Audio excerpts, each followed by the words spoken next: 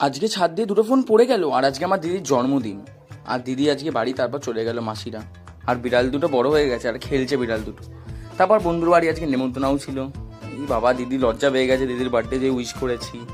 তারপরে দিদির জন্মদিনের জন্য খাওয়া দাওয়া সব রেডি হয়ে গেল। দিদি বললো যা ফটাফট গিয়ে জামা পরে আয়, ফটো তুলে দিতে। আর এই যে পরপর সব খাওয়া দাওয়া সাজিয়ে দিচ্ছে আমার মা। তারপর মাসি ওকে এক এক করে সব জিনিসগুলো খাইয়ে দিচ্ছিল, কত স্লো মোশনে খাওয়াচ্ছিল। তারপরে পায়েস খাইয়ে দিল, মুখের মধ্যে পায়েস তুলে দিল, দিদি আবার খেয়ে নিল। তারপর আমি একটু দুঃখ হচ্ছে, দিদি মাসিরা সবাই চলে যাচ্ছে। আর কত জোর দিল লিফটের গেটের দরজাটা। তারপর হাঁটতে হাঁটতে চলে গেল। আর চরম রোদ উঠেছিল আজকে কিছু।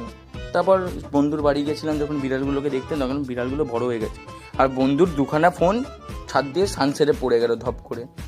তারপর বন্ধুর বাড়িতে আজকে আবার নেমন্তন্ন ছিল, মানে শুভ্রর বাড়িতে জন্মদিনের যে ট্রিটটা ছিল আজকে দিচ্ছে, মাংস, লুচি, এইসবই আরও অনেক কিছু ছিল।